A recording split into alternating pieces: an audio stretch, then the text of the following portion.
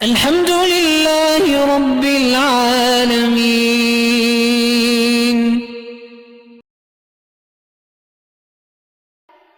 حضرت معاویہ رضی اللہ تعالیٰ عنہ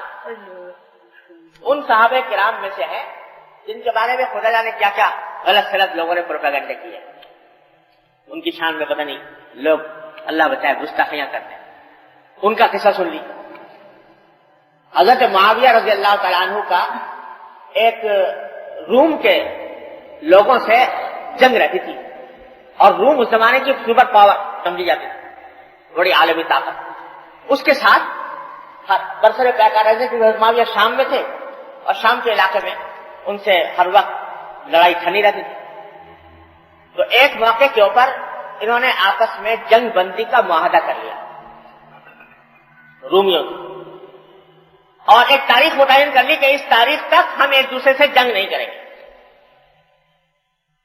جب وہ جنگ بندی کی مدت گزر رہی تھی تو اس دوران حضرت معاویہ رضی اللہ تعالیٰ عنہ کو یہ خیال آیا کہ جنگ بندی کی مدت تو برحق ہے، لیکن میں ایسا کروں کہ میں اپنی فوجیں لے جا کر سرحد پر ڈال دوں،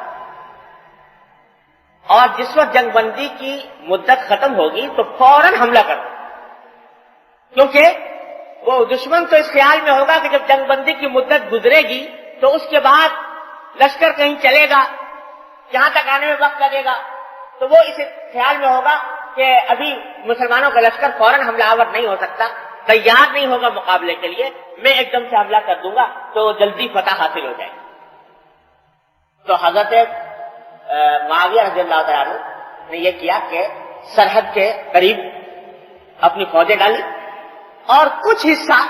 سرحد سے اندر بھی ان کے علاقے میں جا کر وہاں فوجیں ڈال کر پڑ گئے، تیار ہو گئے۔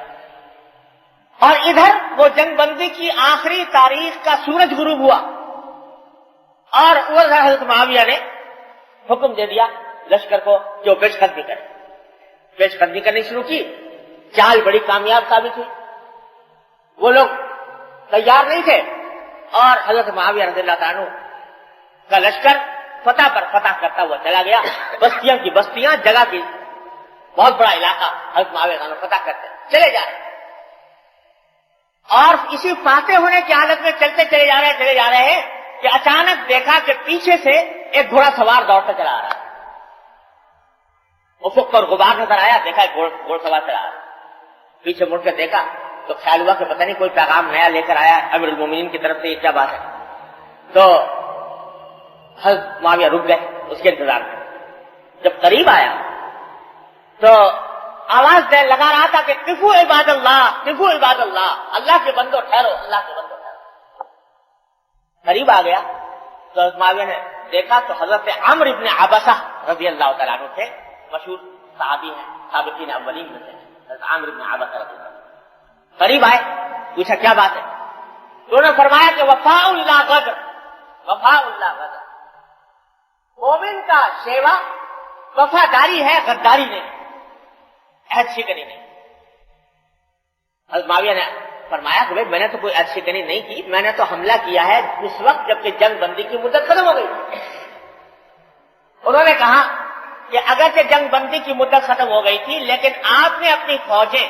جنگ بندی کی مدت کے دوران اس دشمن کے خلاف سرحد پر ڈالی،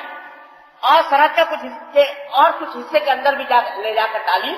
تو یہ معاہدے کی خلاف ورزی تھی۔ اور میں نے ان کانوں سے سنا ہے نبی کریم سرور دو عالم صلی اللہ علیہ وسلم کو یہ فرماتے ہوئے کہ من کان بینہ وبین قوم عہد فلا یحلنہ ولا یشدنہ الی ان یمضی اجلہ او یمضی الیہم علی سواء۔ میں نے اپنے کانوں سے سنا کہ حضور نے فرمایا کہ جب کسی قوم کے ساتھ کوئی معاہدہ ہو تو جب تک وہ معاہدہ کی مدت نہیں گزر جاتی تو اس عہد کو نہ کھولے نہ باندھے، یہاں تک کہ اس کی مدت گزر جائے، یا ان کے سامنے کھلم کھلا پہلے سے کہہ دے کہ اب ہم نے وہ عہد ختم کر دیا، اعلان کر دے کہ عہد ختم کر دیا، بغیر عہد کو ختم کیے ہوئے، اعلان کیے ہوئے، اور ان کے علاقے کے تک لے جا کر فوجوں کو ڈال دینا، یہ حضور اقدس صلی اللہ علیہ وسلم کے ارشاد کی وجہ سے یہ جائز نہیں تھا آپ کے لیے شرعاً، جو آپ نے یہ علاقہ فتح کیا۔ اب آپ اندازہ لگائیے، ایک فاتح لشکر ہے فتح کرتا ہوا جا رہا ہے، کتنا علاقہ فتح کر چکا، فتح کے نشے میں چور، لیکن یہ ارشاد کان میں پڑ گیا سرکار دو عالم کہ اپنا عہد کی پابندی کے مسلمان سے ذمہ داری۔ اسی وقت حکم دیا ساری فوج کو کہ جتنا علاقہ فتح کیا ہے سب واپس کر، پورا علاقہ واپس کر دیا، دوبارہ اپنی سڑک کے اندر واپس کر دیا۔ یہ نظیر پوری دنیا کی تاریخ میں کوئی قوم پیش نہیں کر سکتی کہ اس نے اس بنا پر مفتوحہ علاقہ فتح کیا ہوا اس طرح واپس کر دیا۔ لیکن چونکہ پیش نظر کوئی زمین لینا نہیں تھا، اقتدار اور سلطنت مقصود نہیں، مقصود اللہ جل جلالہ کو راضی کرنا تھا،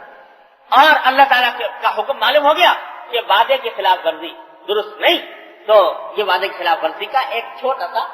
شائبہ پیدا ہو رہا تھا، اس واسطے یہ ہے وعدہ، یہ زبان سے بات نکل گئی تو اب اس کی خلاف ورزی نہ